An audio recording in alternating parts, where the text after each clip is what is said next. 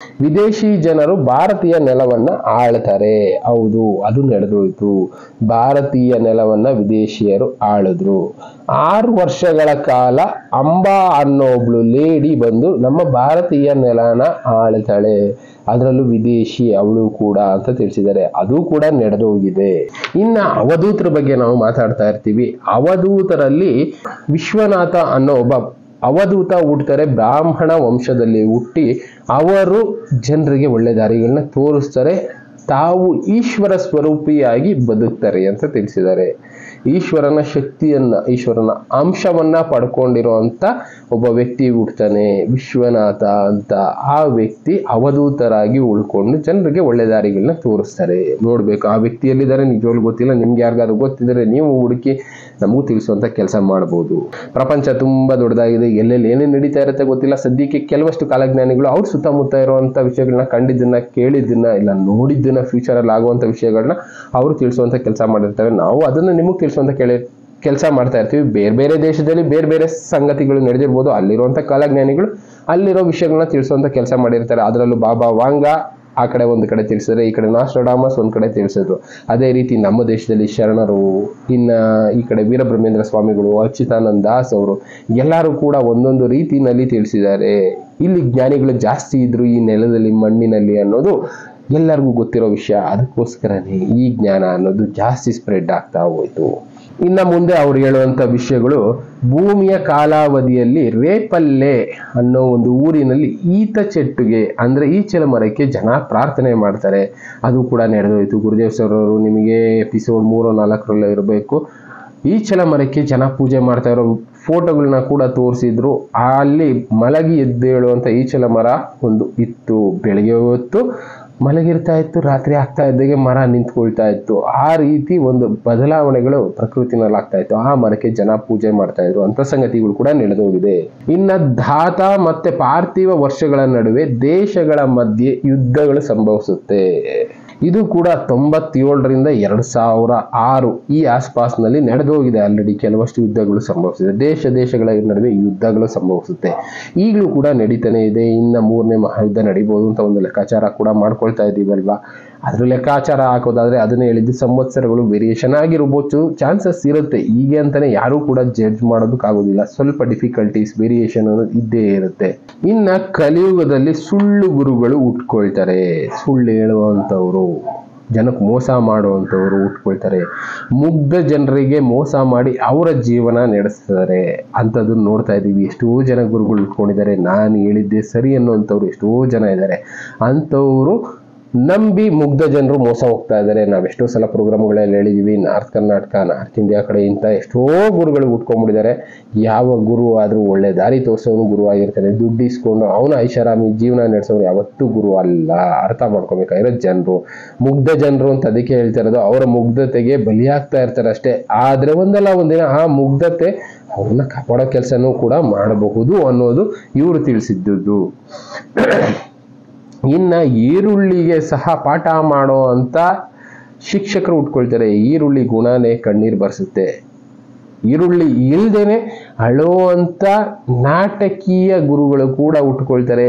ಈಗ ಆಲ್ರೆಡಿ ನೋಡಿದೀವಿ. ದೇವ್ರು ಈ ತರ ಇತ್ತು, ಆಗಿತ್ತು, ನನಗೆ ಬಂದಿತ್ತು ಅನ್ನೋ ರೀತಿ ಕಣ್ಣಲ್ಲಿ ನೀರು ಬರೋ ರೀತಿ ಅಳ್ತಾ ಅಳ್ತಾ ಅಳ್ತಾ ನಿಮ್ಮನ್ನ ಮುಳುಗಿಸ್ಬಿಡ್ತಾರೆ ನೀರಲ್ಲಿ. ಆ ತರದವ್ರು ಎಷ್ಟೋ ಜನ ಉಟ್ಕೊಂಡ್ಬಿಟ್ಟಿದ್ದಾರೆ. ನಾರ್ತ್ ಇಂಡಿಯಾದಲ್ಲಿ ಈ ತರದೆಲ್ಲ ಕಾಮನ್ ಆಗೋಗ್ಬಿಟ್ಟಿದೆ. ಇನ್ನ ಕಲಿಯುಗದ 5004 ವರ್ಷ ಸಂಭವಿಸಿದ ಮೇಲೆ ಒಬ್ಬ ಮಹಾನ್ ವ್ಯಕ್ತಿ ಹುಟ್ಟುತ್ತಾನೆ ಭೂಮಿ ಮೇಲೆ. ಯಾರು ಹುಟ್ಟಿದಾರೋ ನಿಜವಾಗ್ಲೂ ನಮ್ಗೆ ಗೊತ್ತಿಲ್ಲ. ಯಾಕೆಂದ್ರೆ ಕಲಿಯುಗ ಮುಗಿದೋಗಿ ನಮ್ಮ ಲೆಕ್ಕಾಚಾರ ಪ್ರಕಾರ 5124-125 ವರ್ಷ ಆಗಿರಬೇಕು. ಅಂಥದ್ರಲ್ಲಿ 5004 ವರ್ಷ ಆದ ಮೇಲೆ ಒಬ್ಬ ಮಹಾನ್ ವ್ಯಕ್ತಿ ಭೂಮಿ ಮೇಲೆ ಹುಟ್ಟುತ್ತಾನೆ ಅಂತ ತಿಳಿಸಿದ್ರು. ಇನ್ನು 5036 ವರ್ಷಗಳು ನಡೆದಾದ ಮೇಲೆ ಮಹಾಯುದ್ಧಗಳು ಭೂಮಿ ಮೇಲೆ ನಡೀತವೆ. 5036 ಅಂದ್ರೆ ಈ 1940 ಆದ ಮೇಲೆ ಆ ಕಡೆಗೆ ಇಟ್ಕೊಳ್ಳಿ. ಆ ಟೈಮ್ನಲ್ಲಿ 2 ಯುದ್ಧಗಳು ನೋಡಿದ್ದೀವಿ. ಒಂದು ವರ್ಲ್ಡ್ ವಾರ್ 1, ವರ್ಲ್ಡ್ ವಾರ್ 2 ಈ ತರ ಮಹಾಯುದ್ಧಗಳು ನಡೆದೋಯ್ತು. ಈಗ 3ನೇದಕ್ಕೆ ಸಜ್ಜಾಗ್ತಾ ಇದೆ ಜಗತ್ತು ಅಂತ ಹೇಳ್ತಾರೆ. ಆ ರೀತಿ ಮಹಾಯುದ್ಧಗಳು 5036 ವರ್ಷಗಳು ಆದ ಮೇಲೆ ಮಹಾಯುದ್ಧಗಳು ಭೂಮಿ ಮೇಲೆ ಸಂಭವಿಸ್ತವೆ ಅಂತಾನೆ ಇವರು ಬರೆದಿದ್ದು. ಇನ್ನ ಮುಂದಿನ ವಾಕ್ಯದಲ್ಲಿ ಇವರು ಹೇಳ್ತಾರೆ, ಆನಂದ ಸಂವತ್ಸರ ಆಸುಪಾಸಿನಲ್ಲಿ ಭೂಮಿ ಮೇಲಿರುವಂತ ನಾಗಮಲ್ಲೆ ಪುಷ್ಪ ಅನ್ನೋದು ಅಳಿದು ಹೋಗುತ್ತೆ. ಅದು ಭೂಮಿ ಮೇಲೆ ಮತ್ತೆ ಹುಟ್ಟೋದಿಲ್ಲ. ಆ ನಾಗಮಲ್ಲೆ ಪುಷ್ಪ ಯಾವ ರೀತಿ ಅಳಿದು ಹೋಗುತ್ತೋ ಅದೇ ರೀತಿ ಮನುಷ್ಯರ ಜೀವನ ಕೂಡ ಅಂತ್ಯ ಆಗುತ್ತಾ ಬರುತ್ತೆ. ಇವ್ರು ಹೇಳಿದ್ದಕ್ಕೆ ಒಂದು ಗೂಢಾರ್ಥ ಕೂಡ ಇದೆ. ಏನಂದ್ರೆ ನಾಗಮಲ್ಲೆ ಪುಷ್ಪ ಎಲ್ಲೆಲ್ಲಿ ಬೆಳೆಯುತ್ತೆ ಅಲ್ಲೆಲ್ಲ ಮನುಷ್ಯರು ಬದುಕೋದಕ್ಕೆ ಯೋಗ್ಯವಾದ ಸ್ಥಳ ಇದೆ ಅಂತ ಒಂದೊಂದು ಪುರಾಣಗಳು ಹೇಳುತ್ತೆ. ಕಾರಣ ನಾವೀಗ ಹೇಗೆ ವಾತಾವರಣ ಚೆನ್ನಾಗಿದೆ ಅಲ್ಲಿ ಮನುಷ್ಯರು ವಾಸ ಮಾಡ್ಬೋದು, ನೀರಿದ್ರೆ ಚೆನ್ನಾಗಿ ಅಲ್ಲಿ ಮನುಷ್ಯರು ವಾಸ ಮಾಡ್ಬೋದು ಅನ್ಕೊಳ್ತೀವಿ, ಅದೇ ರೀತಿ ಈ ನಾಗಮಲ್ಲೆ ಪುಷ್ಪ ಎಲ್ಲೆಲ್ಲಿ ಬೆಳೀತಾ ಇತ್ತು ಆ ಸರೌಂಡಿಂಗ್ ಅಲ್ಲಿ ಮನುಷ್ಯರು ವಾಸ ಮಾಡೋದಕ್ಕೆ ಒಳ್ಳೆ ಯೋಗ್ಯವಾದ ವಾತಾವರಣ ಅನ್ನೋದು ಇರ್ತಾ ಇತ್ತು. ಆದ್ರೆ ಆ ಪುಷ್ಪಗಳ ಅಂಚಿಗೆ ಅಂದ್ರೆ ಅಳಿವಿನ ಅಂಚಿಗೆ ಹೋಗ್ತಾ ಇರೋ ಟೈಮ್ನಲ್ಲಿ ಮನುಷ್ಯರ ಅಳಿವು ಬರ್ತಾ ಇದೆ ಅಂತ ತಿಳ್ಕೊಳ್ಳಿ ಅಂತ ಇವರು ತಿಳಿಸಿರೋದು. ಇನ್ನ ಮುಂದಿನ ವಾಕ್ಯದಲ್ಲಿ ಇವರು ತಿಳಿಸ್ತಾರೆ, ಬಹುಧಾನ್ಯ ಮತ್ತು ವಿಕ್ರಮ ವರ್ಷಗಳಲ್ಲಿ ಅನೇಕ ಯುದ್ಧಗಳು ನಡೆಯುತ್ತವೆ.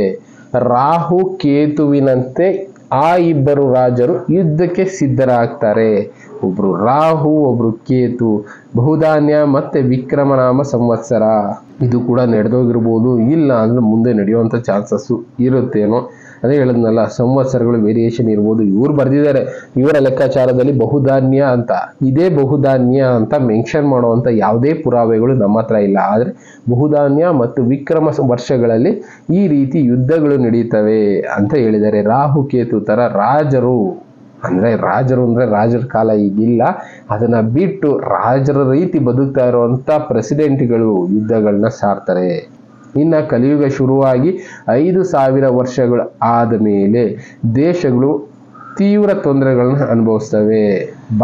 ಯುವ ವರ್ಷಗಳ ನಡುವೆ ಬೇರೆ ಬೇರೆ ದೇಶಗಳಲ್ಲಿ ದೊಡ್ಡ ಪ್ರಮಾಣದ ಪ್ರಕೃತಿ ವಿಕೋಪಗಳು ಸಂಭವಿಸುತ್ತೆ ಅಂತ ಹೇಳಿದ್ರು. ಅದನ್ನ ನೋಡ್ತಾ ಇದೀವಿ, ಪ್ರಕೃತಿ ವಿಕೋಪಗಳು ಸಂಭವಿಸ್ತಾ ಇರೋದು 5,000 ವರ್ಷ ಆದ್ಮೇಲೆ ಸ್ವಲ್ಪ ಜಾಸ್ತಿನೇ ಆಗಿದ್ದಾವೆ. ಕಾರಣ ನಾವು ಬಳಸ್ತಾ ಇರೋ ಸಂಪನ್ಮೂಲಗಳಿಂದ ಈ ವಿಕೋಪಗಳು ಜಾಸ್ತಿ ಆಗ್ತಾ ಇದ್ದಾವೆ. ಸಂಪನ್ಮೂಲಗಳು ಬಗದು ತೆಗಿತಾ ಇದೀವಿ. ಈಗ ಒಂದು 100 ವರ್ಷದಿಂದ ಮೊದಲು ಅಷ್ಟೊಂದು ತೆಗಿತಾ ಇರಲಿಲ್ಲ ಬಿಡಿ, ಏನಕ್ಕೆ ಅಷ್ಟೊಂದು ಟೆಕ್ನಾಲಜಿ ಇಂಪ್ರೂವ್ ಆಗಿರ್ಲಿಲ್ಲ. ಈಗ ಟೆಕ್ನಾಲಜಿ ಇಂಪ್ರೂವ್ ಆಗಿದೆ ಅಂತ ನಾವು ಬಗದು ತೆಗಿತಾ ಇರೋದು 100 ವರ್ಷದಿಂದ. ಅಂದ್ರೆ ಕಲಿಯುಗ ಮುಗಿದೋಯ್ತು ಅಂತ ಕನ್ಸಿಡರ್ ಮಾಡ್ತೀವಲ್ಲ, 5,000 ಬೇಡ, ಕಲಿಯುಗ ಮುಗಿದೋಗಿದೆ ಅಂತ ಹೇಳೋದು ಬೇಡ. ನಿಮ್ಮ ಲೆಕ್ಕಾಚಾರದಲ್ಲಿ ಹೇಳೋದಾದ್ರೆ, ಕೆಲವೊಬ್ರು ಲೆಕ್ಕಾಚಾರದಲ್ಲಿ ಹೇಳೋದಾದ್ರೆ ಕಲಿಯುಗ ಶುರುವಾಗಿ 5,000 ವರ್ಷ ಆದಾಗಿಂದ ಅಂದ್ರೆ 1920ರಿಂದ ಸ್ವಲ್ಪ ಅಡ್ವಾನ್ಸ್ ಟೆಕ್ನಾಲಜಿಯನ್ನು ಶುರುವಾಗಿ ಈ ರೀತಿ ಸಂಪನ್ಮೂಲಗಳನ್ನ ತೆಗಿತಾ ಇದ್ದೀವಿ. ಇದರಿಂದ ಪ್ರಕೃತಿ ವಿಕೋಪಗಳು ಜಾಸ್ತಿ ಆಗುತ್ತೆ, ದೇಶಗಳಿಗೆ ತೊಂದರೆಗಳು ತಪ್ಪಿದ್ದಲ್ಲ. ಇನ್ನು ಕೆಲವಷ್ಟು ವಿಷಯಗಳ ಪ್ರಕಾರ ಹೇಳೋದಾದ್ರೆ, ಗೋದೇವ್ ಸರ್ ಅವರು ನಿಮ್ಗೆ ಆಲ್ರೆಡಿ ತಿಳಿಸ್ಬಿಟ್ಟಿದ್ದಾರೆ. ಅದರಲ್ಲಿ ಇದು ಒಂದು, ಉತ್ತರ ದೇಶದಲ್ಲಿ ಗಂತಿ ಅನ್ನೋ ಒಬ್ಬ ವ್ಯಕ್ತಿ ಹುಡ್ತಾನೆ. ಆ ವ್ಯಕ್ತಿ ಜನರ ಮನ್ನಣೆಗೆ, ಪ್ರೀತಿಗೆ ಕಾರಣ ಆಗ್ತಾನೆ. ಅವನು ಎಲ್ಲರ ಮನಸ್ಸಲ್ಲೂ ಉಳ್ಕೊಳ್ತಾನೆ ಅಂತ ಹೇಳಿದ್ರು. ಆ ಗ್ರಂಥಿ ಬಂದು ಗಾಂಧೀಜಿ ಅಂತ ಹೇಳಿದೀವಿ. ಕೆಲವಷ್ಟು ವರ್ಡ್ಸ್ಗಳು ಚೇಂಜ್ ಆಗಿರ್ಬೋದು ಅವರು ಬರೆಯುವಾಗ. ಈಗ ಯಾಕೆಂದ್ರೆ ಹಳೆಗನ್ನಡ ಹೊಸ ಕನ್ನಡ ಹೇಗಿದೆಯೋ ಅದೇ ರೀತಿ ಹಳೆ ತೆಲುಗು ಹೊಸ ತೆಲುಗು ವೇರಿಯೇಷನ್ ಇದ್ದೇ ಇರುತ್ತಲ್ಲ, ಅಂತ ವೇರಿಯೇಷನ್ಗಳಿಂದ ಇಂಥ ಬದಲಾವಣೆಗಳು ಕೂಡ ಆಗಿದೆ. ಇನ್ನ ಭೂಮಿ ಮೇಲಿರುವಂತ ಪ್ರದೇಶಗಳು ಜಗಳದಿಂದ ಹೊಡೆದಾಡ್ಕೊಂಡು ಸಾಯ್ತಾ ಇರ್ತಾರೆ. ಅಂಥದನ್ನೆಲ್ಲ ಒಗ್ಗೂಡಿಸೋದಕ್ಕೆ ಒಬ್ಬ ವ್ಯಕ್ತಿ ಬರ್ತಾನೆ.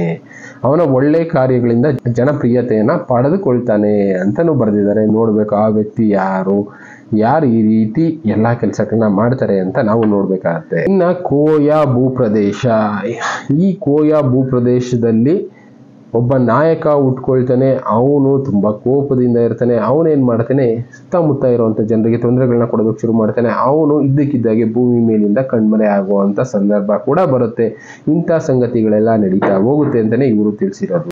ಇನ್ನ ಕಲಿ ವರ್ಷ ಶುರುವಾಗಿ 5,000 ವರ್ಷ ಆದ್ಮೇಲೆ ಬಹುಧಾನ್ಯಕ್ಕೆ ಮುಂಚೆ ಎಲ್ಲಾ ಪಂಥಗಳು ಒಂದಾಗುತ್ತೆ. ಇವರು ಇಲ್ಲಿ ಒಂದು ಪಾಯಿಂಟ್ ನ ಮೆನ್ಷನ್ ಮಾಡ್ತಾರೆ, ಕಲಿಯುಗ ಶುರುವಾಗಿ 5,000 ವರ್ಷಗಳಾದ ಮೇಲೆ ಇದೆಲ್ಲ ನಡೆಯುತ್ತೆ ಅಂತ.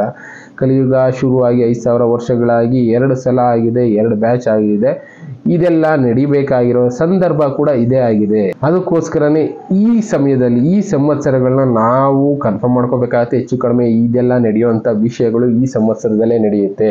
ಕಾರಣ ಕಲಿಯುಗ ಶುರುವಾಗಿ 5,000 ವರ್ಷಗಳು ಈಗ ಆಲ್ರೆಡಿ ಮುಗಿದೋಗಿರೋದ್ರಿಂದ ಅವರು ಮೆನ್ಷನ್ ಮಾಡಿರುವಂತ ಪಾಯಿಂಟ್ಗಳೆಲ್ಲ ಕೂಡ ಇಲ್ಲಿ ಒಂದೇ ಕಡೆ ಸೇರ್ಕೊಳ್ಳುತ್ತೆ. ಅದರಲ್ಲಿ ಎಲ್ಲಾ ಪಂಥಗಳು ಒಂದಾಗುತ್ತೆ, ಬಡವರು ಶ್ರೀಮಂತರು ಎಲ್ಲರೂ ಒಂದಾಗುವಂತ ಕಾಲ ಬರುತ್ತೆ. ಕಾರಣ ಪ್ರಕೃತಿ ವಿಕೋಪಗಳೆಲ್ಲ ನಡೆದಾಗ ಬದುಕೋದಕ್ಕೆ ಆಸರೆ ಇಲ್ಲದೆ ಎಲ್ಲರೂ ಒಟ್ಟಾಗಿ ಬದುಕುವಂತ ಕಾಲಗಳು ಬಂದಿದೆಯಲ್ಲ, ಇದೇ ರೀತಿ ಎಲ್ಲಾ ಪಂಥಗಳು ಒಂದಾಗಿ ಬದುಕುವಂತ ಕಾಲ, ಎಲ್ಲಾ ಧರ್ಮಗಳು ಒಂದಾಗಿ ಬದುಕುವಂತ ಕಾಲ, ಇನ್ನು ಶ್ರೀಮಂತರು ಬಡವರು ಒಟ್ಟಾಗಿ ಅನ್ನ ತಿನ್ನುವಂತ ಕಾಲ ಕೂಡ ಬರುತ್ತೆ ಅಂತ ತಿಳಿಸಿದ್ದಾರೆ. ಇನ್ನು ನೆಕ್ಸ್ಟ್ ಪಾಯಿಂಟ್ ಇವ್ರು ಹೇಳ್ತಾ ಇರೋದು, ಪಲ್ನಾಡು ಪ್ರದೇಶಕ್ಕೆ ಒಬ್ಬ ಪ್ರಯಾಣಿಕ ಬರ್ತಾನೆ, ಅಲ್ಲಿರುವಂತ ಸಂಪತ್ತನ್ನೆಲ್ಲ ಲೂಟಿ ಮಾಡ್ತಾನೆ, ಕದೀತಾನೆ.